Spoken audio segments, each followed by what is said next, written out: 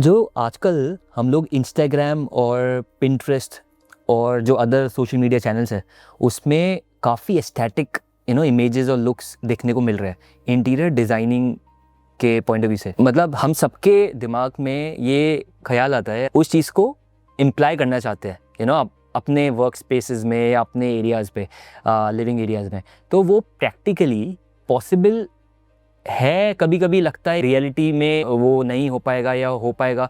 तो बहुत सारी चीज़ें हैं, बहुत सारे अफोर्डेबल चीज़ें हैं, जो बजट फ्रेंडली चीज़ें हैं, जो आप क्विक फिक्स कर सकते हो। तो एक क्विक फिक्स होता है इंटीरियर डिज़ाइनिंग में या नहीं होता है?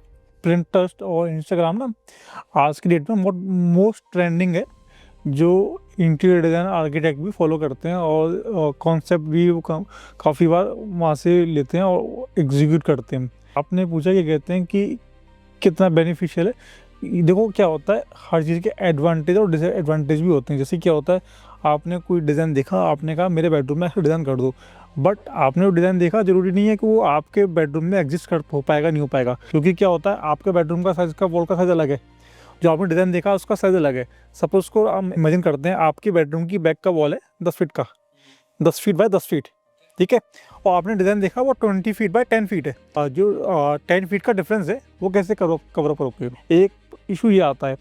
सेकेंड इशू ये आता है कि आप बहुत ज़्यादा हाई एक्सपेक्टेशन कर लेते हो। क्या कहते हैं कि हाँ मेरा घर ऐसा बन सकता है, ऐसा हो सकता है। उसके चक्कर में क्या होता है ना, आप जब आपका एग्जीक्यूशन कंप्लीट होता है या ड्यूरिंग प्रोजेक्ट चल रहा है, आप बहुत ज़्यादा डिसअपॉइंट हो जाते हो चीज़ों से। क्या नहीं हो पा रहा है या समझ में नहीं आ रहा है, क्या मैंने एक्सपेक्टेशन करी थी वो क्या हो रहा है। अब थर्ड पॉइंट आता है कॉस्ट कटिंग। तो हर जगह कॉस्ट कटिंग पॉसिबल नहीं है। जैसे अभी बहुत से क्लाइंट मेरे पास आते हैं, कहते हैं कि सर पीओपी मोल्डिंग चल रही है, बट पीओपी मोल्डिंग लोगों ने इंस्टाग्राम पर देख तो ली कि पीओपी मोल्डिंग बन जाती है, बीडिंग वर्क हो गया, डिजाइनिंग हो गई, बट पीओपी मोल्डिंग में लोगों को ये नहीं पता कि वो बहुत लॉन्ग ड्यूरेबल मटेरियल नहीं है। बेसिकली आप उसे इम्प्लीमेंट कहाँ कर रहे हो? आपका जैसा भैया ने बताया, सपोज आपका डिज़ाइन जो आपको पसंद आया वो 20 फीट बाई 10 फीट का है और आपका जो स्पेस है वो 10 फीट बाई 10 फीट का है, तो वो जो डिज़ाइन है वो 10 फीट बाई 10 फीट में अच्छा लगेगा या नहीं लगेगा। दूसरी बात, जो आप मटेरियल यूज़ कर रहे हो, जैसा कि आपने बताया कि पीओपी मोल्डिंग, ठीक है, डिज़ाइन पीओपी मोल्डिंग्स में भी बना सकते हो या आप और अदर मटेरियल्स भी आते हैं, SGHMR है, WPC है, तो आप इसमें भी बना सकते हो। तो आप कॉस्ट को तो वहाँ पर मैनिपुलेट कर सकते हो, बट वो डिज़ाइन आपका वहाँ पर अच्छा लगेगा या नहीं लगेगा वो आप कैसे डिसाइड करो? बट मैं क्यों बताता हूँ, बीओपी मोल्डिंग में ना एक इशू आता है। अगर हम वॉल पे लेते हैं ना तो वो ड्यूरेबल नहीं है। हाँ, वो ड्यूरेबल, क्योंकि वो आपने टच किया वो टूट जाएगी। वो जहाँ पर किसी की रीच में आया ना वो तो वो डैमेज होने के चांसेस है। लेकिन हाँ, जैसे आप फॉल सीलिंग में ले सकते हो, उसमें ले सकते हैं। मतलब क्लाइंट्स के जो एक्सपेक्टेशन है सोशल मीडिया के, वो आपके हिसाब से आपके लिए दिक्कत मतलब क्रिएट करते हैं ज़्यादातर। क्रिएट नहीं करते। बेसिकली हम लोग भी आइडियाज तो लेते हैं। अब जैसे एक बहुत सारे हाइलाइटर से आते हैं, वो देखने में बहुत अच्छे लगते हैं और कॉस्ट लगते हैं कि 200 रुपये का आ रहा है, 100 रुपये का आ रहा है, 50 रुपये का आ रहा है, 300 रुपये का आ रहा है। बट क्या होता है ना, उसकी स्ट्रेंथ नहीं होती है ना। वो इंस्टाग्राम पे मिल रहा है, बड़ा प्यारा लग रहा है, मस्त लग रहा है, बहुत क्लाइंट कहते हैं मेरे को 300 रुपये का मिल रहा है, मैं लगाऊं नहीं लगाऊं, बट उसको ही नहीं पता है कि लगाने का वो कितना टाइम तक चलेगा, ड्यूरेबिलिटी है कि नहीं है। कर रहे हो, कैसे इम्प्लीमेंट कर रहे हो, उसका क्या डिजाइन रहेगा, वो तो बेसिकली आर्किटेक्ट या स्टाइल दिखा रहा है घर के अंदर लगाने के लिए, बट आप बाहर लगाना चाह रहे हो तो वो कम लगेगी ऑब्वियसली। पे क्या होता है, बहुत बार अपने प्रोडक्ट को सेल करने के लिए ही भी प्रमोट करते हैं, वो लगा के दिखाते हैं, घर में लगा के दिखा दी। ये भी एक मार्केटिंग का स्ट्रेटेजी है, उसमें क्लाइंट को पता ही नहीं कि मार्केटिंग हो रही है।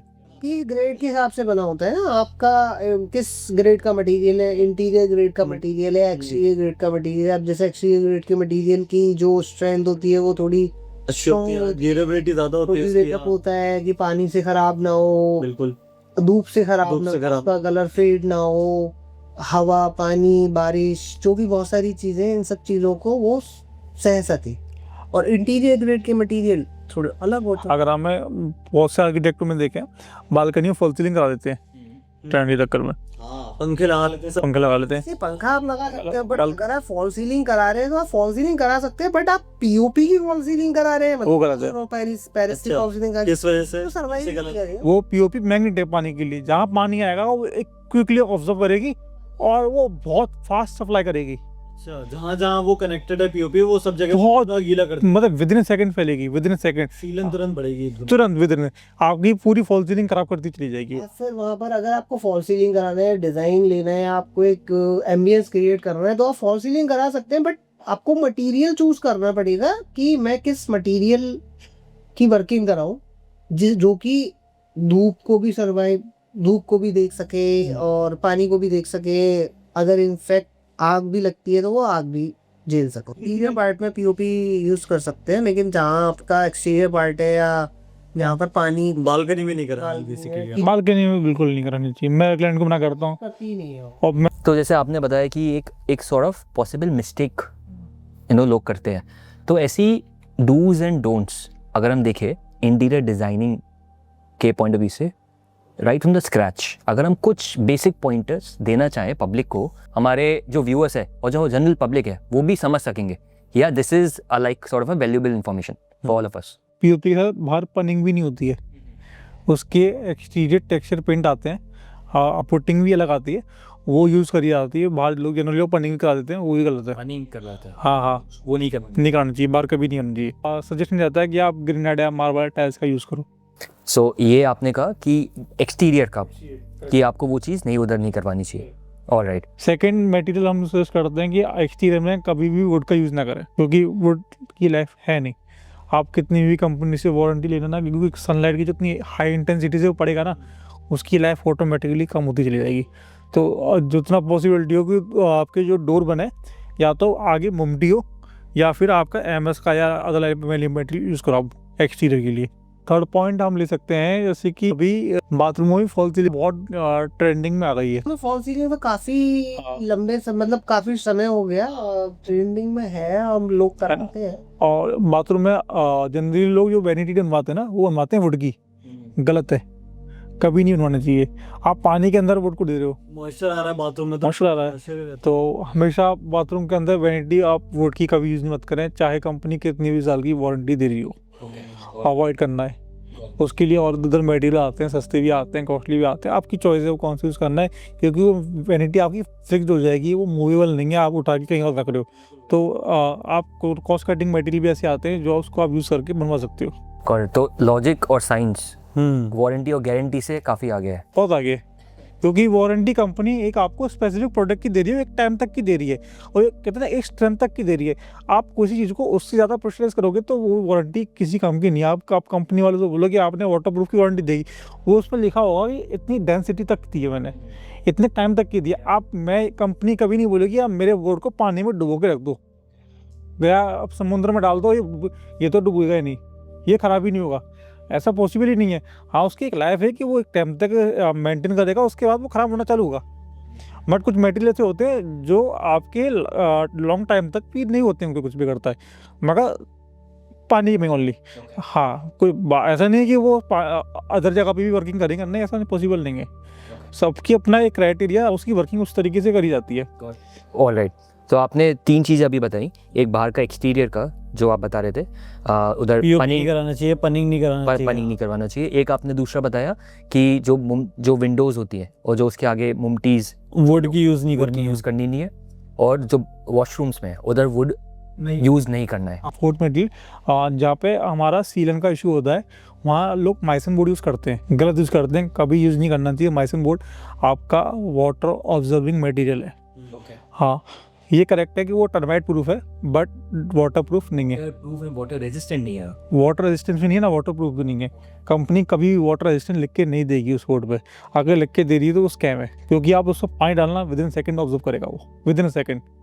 तो हाँ, उसके अंदर स्ट्रेंथ ज़्यादा है, आप पार्टीशन बोर्ड के लिए यूज़ कर सकते हो। तो मैं कहा वाटर वॉल को कवरिंग करने के लिए या सीलन का जो वहाँ यूज़ करने के लिए कभी यूज़ नहीं करना है, उसके लिए अदर मटेरियल आते हैं जो यूज़ कर सकते हो। बेसिकली किचन और वॉशरूम्स में यूज़ नहीं कर सकते वो चीज़। हाँ, किचन में यूज़ करते ही नहीं है। हाँ, और क्या, किचन में भी मतलब पानी वानी का रहता ही है, और क्या। नहीं, किचन में यूज़ भी नहीं होता है वो। जनरली जहाँ पे सीलन का इशू होता है, टर्माइट को, उसकी कवरिंग करने के लिए माइसन बोर्ड लगाते हैं, या वॉल पे अभी हाईलाइटिंग निकालना, हाईलाइटर वर्क करना है तो माइसन बोर्ड लगा दिया, उसके ऊपर हाईलाइटर लगा दिया, तो बोर्ड की जगह पे तो माइसन बोर्ड भी यूज़ नहीं किया जाता है। काफ़ी लोग यूज़ करते हैं मिस गाइडेंस है, और वेंडर का काम है अपना प्रोडक्ट को बेचना, बेसिकली उसका प्रोडक्ट बेचना चाहिए। उसको नहीं मतलब कि वो कितना टाइम तक वर्क करेगा, कितना ड्यूरेबल रहेगा, क्या लाइफ रहेगी, उसको नहीं मतलब। उसका बेसिकली प्रोडक्ट सेल होना चाहिए। कंपनी वाले का भी सेम इंटेंशन होता है, उसको प्रोडक्ट सेल करने से मतलब है। तो कभी भी कंपनी पे भी बिलीव नहीं करना है, कंपनी चाहे कुछ भी बोले। और कभी जैसे आपने 4 पॉइंट बताए, तो मैं बस एक बात जोड़ रहा हूँ उसी में ही, कि कभी ऐसा लगे कि यार सेफ्टी वर्सेस एस्थेटिक, तो किसको हमें प्रायोरिटी पे रखना चाहिए? ऑब्वियसली सब लोग कोशिश करते हैं कि सेफ्टी भी हो और एस्थेटिक भी लगे, बट कभी कभी ऐसा होता है कि एस्थेटिक वाली चीज़ वो सेफ नहीं होती है और उधर ऑप्शंस भी नहीं होते। ऐसा कभी नहीं होता कि आपको सेफ्टी और एस्थेटिक दोनों साथ नहीं मिले। ये बस क्या आपने गलत तरीके से प्रेजेंट किया है ना। वो मार्केटिंग गिमिक है। मार्केटिंग की बेसिकली सपोज ये ग्लास है, यहाँ रखा है, अच्छा नहीं लग रहा क्या? अच्छा लग रहा है क्योंकि टेबल अच्छी से बनाई हुई है, आपकी टेबल की स्ट्रेंथ ज़्यादा है, उस पर ग्लास रखा है, वो भी आपका लॉन्ग टाइम में ड्यूरेबल है। सोचने वाले की नज़र, सोचने वाली नज़र है। हाँ, अगर आप तो सेफ्टी के पॉइंट ऑफ व्यू से तो है, तो ग्लास ही टूट के लग भी सकता है। अगर आप सोचो तो ये भी हो सकता है कि ऐसा नहीं है कि दोनों चीज़ पॉसिबल है, और बहुत अच्छे से पॉसिबल हो रही है। और तभी आज के टाइम पे इंटीरियर डिजाइनिंग जो चल रहा है वो उतना ट्रेंडिंग से इंक्रीज हो रहा है। यही मेन रीज़न है कि दोनों चीज़ पॉसिबल होकर सर्वाइव कर रही हैं। अंडरस्टूड। और एक और चीज़ जो मेरे को हमेशा लगता है कि यार कहाँ पे आपको लगता है, जैसे 4 पॉइंट आपने बताए, कि हम जो एरिया जिसमें पैसे बहुत ज़्यादा जा रहे हैं, एक्सेसिव आउटफ्लो ऑफ मनी हो रहा है अननेसेसरी, और हम उसको कट डाउन कर सकते हैं। तो कुछ आप एरियाज या कुछ जो क्लाइंट की चॉइसेस हैं उस पर आप कमेंट कर सकते हो। आप बाथरूम में कॉस्ट कटिंग कर सकते हो, लिविंग एरिया में कॉस्ट कटिंग कर सकते हो, क्योंकि लिविंग एरिया में हमारे पास बहुत ज़्यादा वर्क नहीं होता काम करने के लिए, है ना। आप ड्रेसिंग एरिया में कॉस्ट कटिंग कर सकते हो। किचन में हम कॉस्ट कटिंग नहीं कर सकते हैं, किचन एक बहुत इंपॉर्टेंट पार्ट होता है हमारा, तो उसमें कॉस्ट कटिंग नहीं। पर्पस के लिए भी थोड़ा एस्थेटिक भी आजकल लोग ज़्यादा देखते हैं, सेफ्टी भी देखते हैं। बाकी बेडरूम में भी आप बहुत ज़्यादा कॉस्ट कटिंग नहीं कर सकते हो। एक्चुअली क्या होता है, क्लाइंट का भी अननेसेसरी कॉस्ट पे नहीं करता है। Got it, understood. And do you want to add something? कि मेरा कहना ये रहेगा कि क्लाइंट को सबसे पहले जो आपका कंसल्टेंट है उसकी बात को कंसीडर करना चाहिए, क्योंकि जो आपका कंसल्टेंट है वो पहला प्रोजेक्ट नहीं कर रहा है, वो काफी प्रोजेक्ट्स कर चुका है। उसको एडवांटेज डिसएडवांटेज, क्लाइंट से ज़्यादा एक्सपीरियंस है ऑब्वियसली। क्लाइंट से ज्यादा एक्सपीरियंस है, आप उसको पे कर रहे हैं तो वो आपको आपके बेनिफिट के लिए अच्छी बातें बता रहे हैं। वो उसको मालूम है कि मैंने ये चीज़ यहाँ पर सजेस्ट करनी है, तो आपको उसको हमेशा सुनना है, उसके प्रो और कॉन बिल्कुल वो कंसीडर करने हैं। आप एक बार समझो लेकिन उसको सुनो, उसकी बात को समझो कि भाई वो ऐसा क्यों चाह रहा है। तो सबसे पहली चीज़ तो मेरी ये है। बाकी कॉस्ट कटिंग की बात आती है, तो कॉस्ट कटिंग ऐसा नहीं है, हम हर जगह कर सकते हैं, हर जगह कर सकते हैं। आपका बजट 50 रुपये पर स्क्वायर फीट का है तो आप 50 रुपये पर स्क्वायर फीट का काम करा सकते हो, लेकिन आपको ये देखना है कि वो 50 रुपये पर स्क्वायर फीट का जो मैं काम करा रहा हूँ क्या वो वहाँ पर सूट कर रहा है। जैसे आप लग्जरी में जाना चाहें, आप चाहते हो कि मेरा घर एक बजट में बन जाए लेकिन वो अच्छा भी लगे, एस्थेटिक भी लगे थोड़ा। आपको बेसिकली जो एरिया हाईलाइट करना है आप वहाँ पर 10 रुपये डालो। आपका बजट 8 रुपये है तो आप बाकी के एरियाज में 6 रुपये 7 रुपये खर्च करो, है ना। बेसिकली आपको जो एरिया हाईलाइट करना है, बेसिकली लोगों का क्या रहता है कि यार मेरा ड्राइंग रूम है, मेरा लॉबी पार्ट है, यहाँ पर मेरे अच्छे लोग आएंगे, वो देखेंगे, ठीक है, तो आप उस पार्ट को बाथरूम में निकाल सकते हो। सपोज आप बाथरूम में एक मिड लेवल का टाइल लगवा लो, आपके बजट के ऊपर है लेकिन ये, है ना। बेडरूम के अंदर किसी चीज के अंदर कॉम्प्रोमाइज कर लो, लेकिन आपको अगर हाईलाइट करना है अपनी लॉबी तो आप वहाँ पर थोड़ा अच्छा काम कराना। मटीरियल्स तमाम है, आपको R&D करनी पड़ेगी, आपको मार्केट में घूमना पड़ेगा, उसके लिए आप खुद घूमिए। आप सुपरवाइजर रखना चाहते हैं सुपरवाइजर रखिए, क्या आपने किसी एक थर्ड एजेंसी को ही काम दे रखा है वो भी कर सकते। Understood, got it. सो आपके बजट के ऊपर डिपेंड, या it all depends on the budget. तो जैसे आप दोनों कह रहे थे कि डूज एंड डोंट्स सभी चीज़ों में है, क्योंकि बहुत सारी चीज़ें होती हैं और सबके प्रोज एंड कॉन्स है, तो आपको दोनों चीज़ को लिस्ट बना के रखना है, और ये भी देखना है कि जो आपका सुपरवाइज़र है, जो आपके कंसल्टेंट्स है वो क्या एडवाइस कर रहे हैं, right? In a more premium and in a more luxury category, tier 1 या मेट्रोज में जो लोग करते हैं, यू नो, नॉर्मली जो करवाते हैं ट्रेडिशनली, अब जो टियर 2 में भी हो रहा है वो लोग अडॉप्ट कर रहे हैं, you know, through this social media influencing and those, you know, new videos जो आजकल वायरल बहुत हो रहे हैं। तो कैसे पता चलेगा जो टियर 2 में बैठा है, जो नॉन मेट्रो सिटीज़ है, कि यार these are not the clickable, you know, videos, और these are just the scams, और these are just for the aesthetic Clickbaits, purpose. मतलब These are हाँ। clickbaits. These are not for the practical scenarios. तो वो कैसे general public समझ पाएगी in totality? अभी इन्होंने भी बताया था, इंटीरियर आर्किटेक्ट आपने कंसल्टेंट हायर किया ना, तो एडवाइस में यही होता है कि क्या मटेरियल ड्यूरेबल है, क्या स्कैम है, क्या सही है, क्या अच्छा है, क्या बुरा है। वो बेसिकली आपके फेवर के लिए बात करेगा, कभी वो कभी नहीं चाहेगा कि आपके संग कोई स्कैम हो किसी भी मटेरियल को लेके, किसी भी परचेजिंग को लेके। वो क्योंकि क्या होता है, हम जब वर्किंग करते हैं ना, हम लोग साइटों पे बहुत कुछ देख चुके होते हैं, अप्स एंड डाउन, अच्छा एडवांटेज डिसएडवांटेज सब चीज़ देख चुके होते हैं। बहुत बार हमने नई मटेरियल ट्राई की होती हैं, उसके क्या कॉजिंग कौन चीज़ होते हैं हमें पता होते हैं। तो वो सब देखते हुए ऑब्जर्व करते हैं, हम एनालाइज करते हैं कि ये मटेरियल ड्यूरेबल है, ये नहीं है।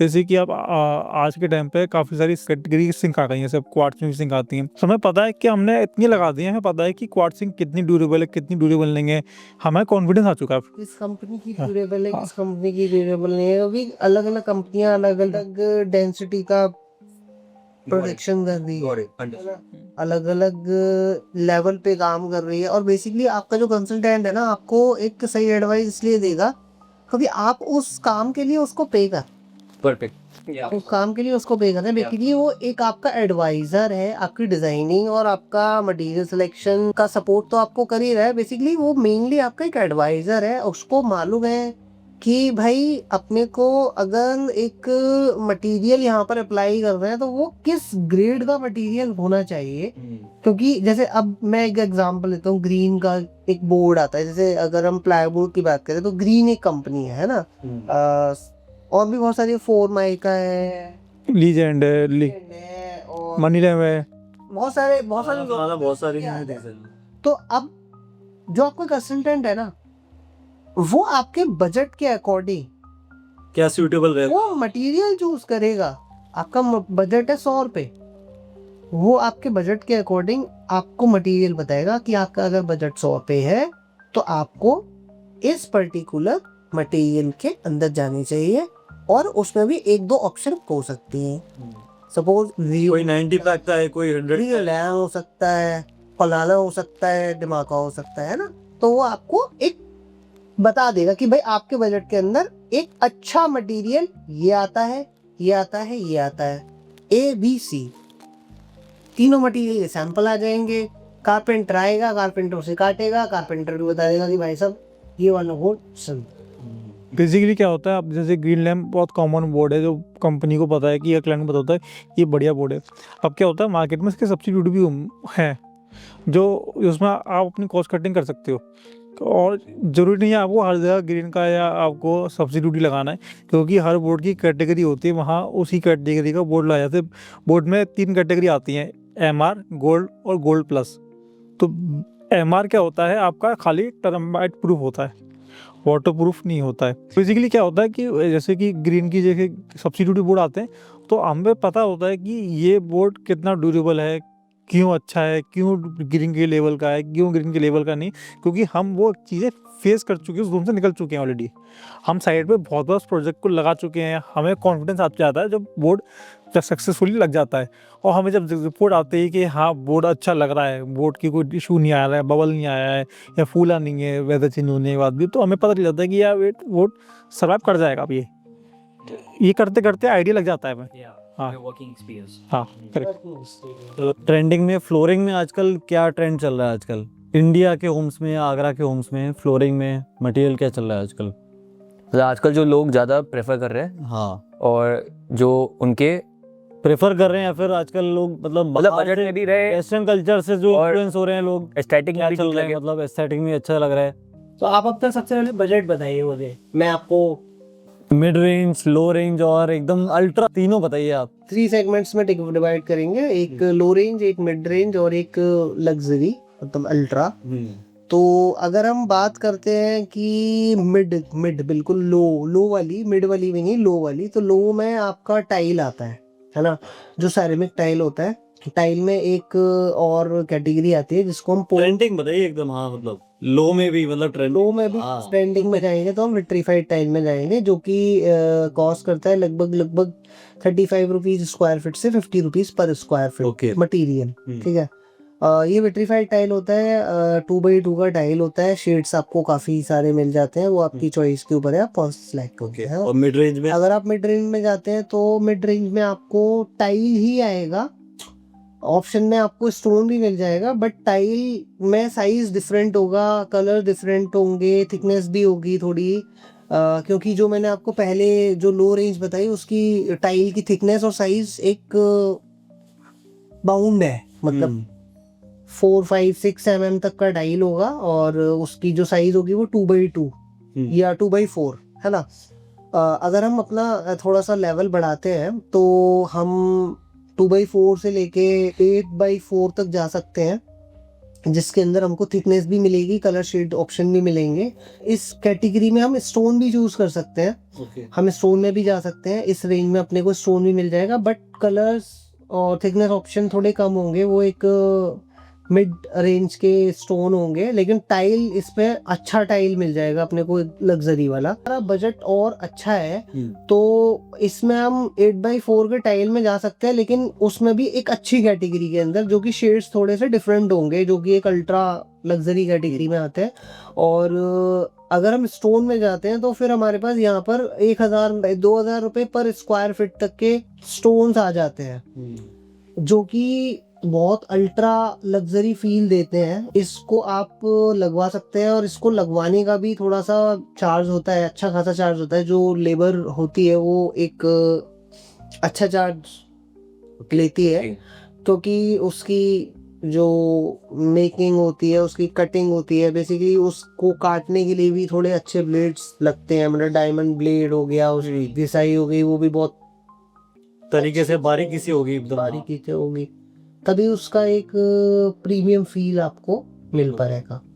तो ये हमारे 3 पार्ट है जो कि हमने डिवाइड किया हुआ है। तो हम शुरुआत कर सकते हैं 30-40 रुपए पर स्क्वायर फीट फिर तो 2000 और 4000 जितना जा फिर आप 4-5 हजार रुपए तक, क्योंकि स्टोन्स तो आप ये समझो कि स्टोन इंपोर्ट भी होता है, और टर्की से भी स्टोन इंपोर्ट होता है। फिर तो लग्जरी, फिर तो कितना ही बजट कर सकती है। बेसिकली ना 2 लाख इंटीरियर में लो रेंज तो होती ही नहीं है। इंटीरियर स्टार्ट होता है मिड रेंज से स्टार्ट होता है, और हाई का कोई एंड नहीं है, बिल्कुल नहीं है। क्योंकि हाई तो जितना जाओ उतना ठीक है, उसका एंड नहीं। हाँ, और जैसे कि भाई ने बताया था कि टाइल्स की स्टार्टिंग हो जाती है वो 30-35 से स्टार्ट हो जाती है, जो मिड रेंज में आ जाती है, और किसी को कराना है तो हो जाती है। और फिर एंडिंग टाइल्स की भी कोई नहीं है, कि क्योंकि 200 रुपये तक की टाइल आती है, जितने का पत्थर भी नहीं आता है।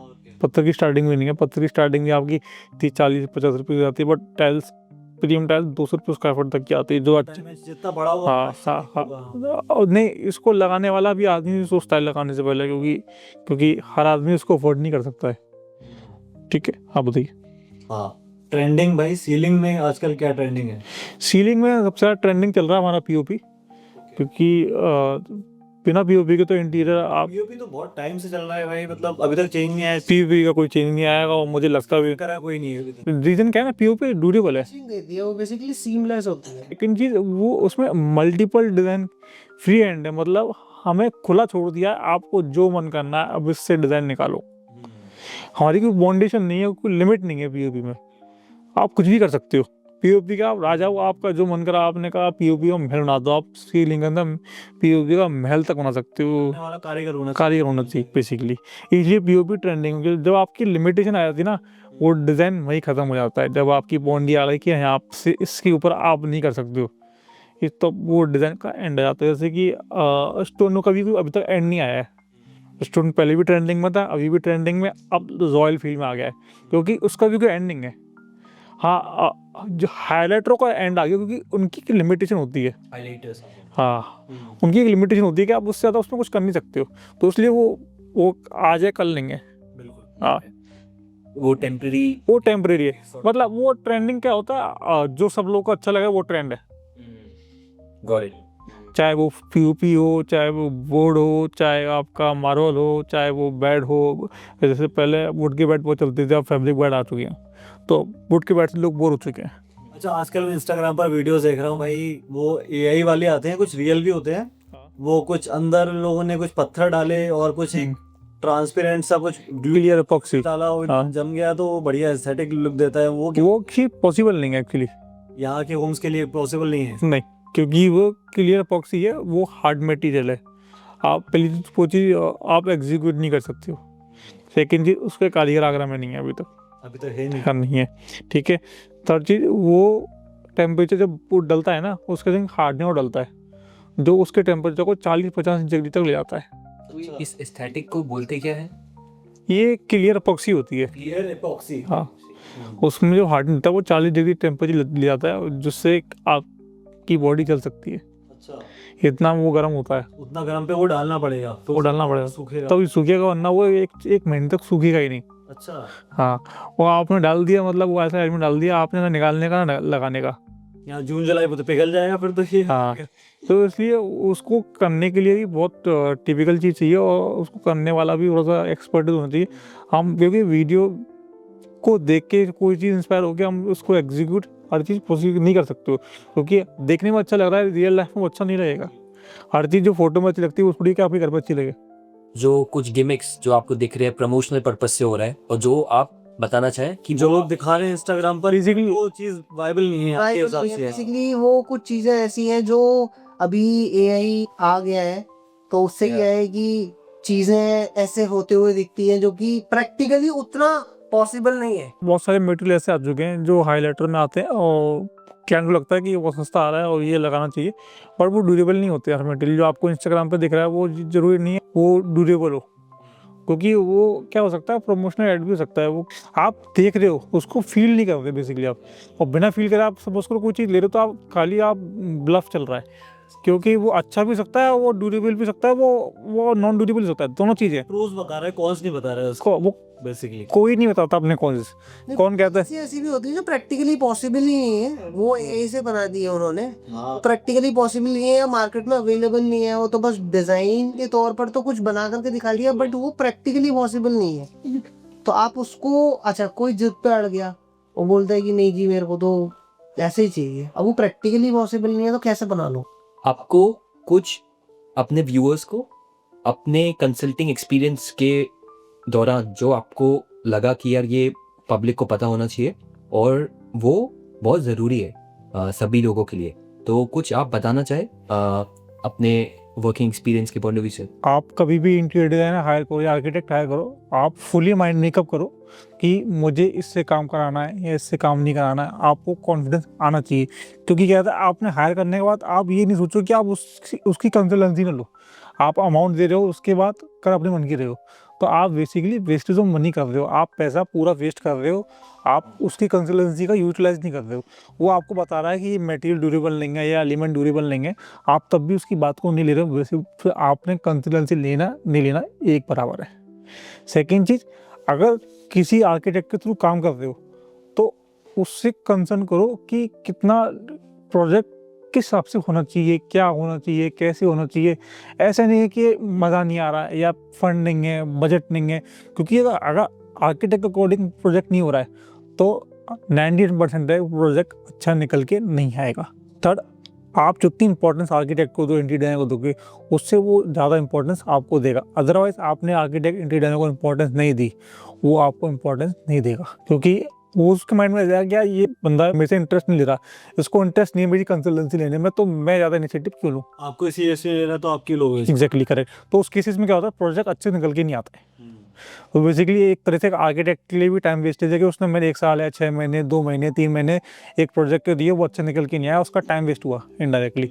और क्लाइंट के लिए अगर उसने पैसा लगाया बट मज़ा नहीं आया, तो इसलिए दोनों का लॉस होता है इसमें। तो हमेशा कोई भी आर्किटेक्ट या इंटीरियर डिज़ाइनर हायर करो तो आप अपना माइंड मेकअप कर लो और उसके प्रोजेक्ट देख लो एक्चुअल में उसने कैसे करें, और जब उसको हायर करने के बाद उसके अकॉर्डिंग ही चलो। आप अपना ब्रेन में यूज़ करो कि क्या करना है, क्या नहीं करना है, कैसे करना है। सिर्फ पूछो कि क्या होना चाहिए, कैसे होना चाहिए, कितना ड्यूरेबल है, क्या एलिमेंट अच्छा लगना चाहिए। आप तो खाली अपना एग्जीक्यूशन स्टेप देखो कि चीज़ें ऑर्गेनाइज हो पा रही है कि नहीं हो पा रही, आउटपुट क्या निकल आउटपुट क्या निकल के आ रहा है। Correct, okay. Alright, and also सभी लोगों के लिए पेशेंस पेशेंस जरूरी। बहुत ज़रूरी है, क्योंकि क्या है, आपको विद इन सेकेंड चीज़ें नहीं बनती। कोई भी चीज़ अच्छी निकलने के लिए उसको टाइम की, मैं हमेशा बोलता हूँ कि जितना टाइम लग रहा है मतलब उतना अच्छा निकल के आएगा कोई चीज़। क्योंकि बेसिकली कोई भी कॉन्ट्रैक्टर काम कर रहा है, आप उसको पैसे दे रहे हो फिक्स अमाउंट कि अब मैं तेरे को 50,000, 30,000, 80,000, 1 लाख मैं आपको दूंगा।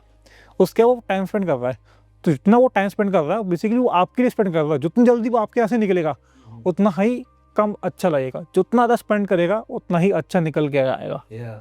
ये आप माइंड मेकअप करके चलो। कारपेंटर आपके यहाँ 3 महीने, 4 महीने, 6 महीने आपके यहाँ लगा हुआ है, मतलब प्रोजेक्ट अच्छा निकल के आना है। आप कभी क्लाइंट से पूछोगे प्रोजेक्ट कब तक कंप्लीट हो गएगा, 6 महीने, 1 साल, 2 साल, 3 साल या 3 महीने, 4 महीने। कोई प्रोजेक्ट 1 महीने में लगा होगा तो वो साइट आपने देखी भी नहीं होगी, एक आर्किटेक्ट ने आपको वो साइट दिखाएगा भी नहीं जो साइट 1 महीने में कंप्लीट हो गई है। इतना टाइम ही नहीं मिलेगा देखने का चेक। वो क्या है, आर्किटेक्टली भी डिसअपॉइंटमेंट है कि 1 महीने में प्रोजेक्ट कंप्लीट कर दिया और कुछ अच्छा निकल के भी नहीं आया। बेसिक आया तो अच्छा निकल के आए, जल्दबाजी का काम तो खराब होते खराब होता है। करेक्ट। Okay, alright. तो रश में चीज़ें नहीं करनी है, रश में नहीं करनी, के पेशेंस लिए पेशेंस लेना है और कंसल्टेंट से रेगुलरली रेगुलरली टच लेना, एडवाइस और हाँ। कंसल्टिंग लेते रहे, लेते रहे, तो आप ज़्यादा अच्छी पोजीशन पे। बहुत अच्छी पोजीशन पाओगे। ज़्यादा नहीं, बहुत अच्छी, मतलब आप जो एक्सपेक्ट कर रहे हैं ना उससे अच्छा ही निकलेगा। क्योंकि अभी मैंने रिसेंट में अपने एक ऑफिस का प्रोजेक्ट कंप्लीट किया था, तो क्लाइंट की एक्सपेक्टेशन नहीं थी कि इतना अच्छा निकल जाएगा। हालांकि एक ऑफिस में 6 महीने लग गए, और यूजुअली किसी से बोलोगे 6 महीने एक ऑफिस में लग रहे हैं तो लगेगा तो बहुत ज़्यादा लंबा टाइम। अगर ऑफिस से देखोगे तो समझ आएगा कि क्या ऑफिस बना है वो। और लिटरली वो इतना खुश है, इतना हैप्पी है, खुश हुआ तो हम कह रहा मेरा ज़िंदगी का एक ही ड्रीम था, मेरा अच्छा ऑफिस बनना, वो बन गया।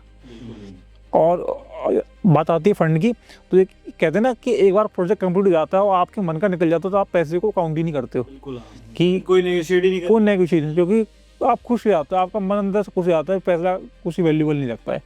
Hello everyone, myself Viraj Goyal. Would love to know your feedback on this podcast. Please like, comment and subscribe. Hit the bell icon. Many thanks.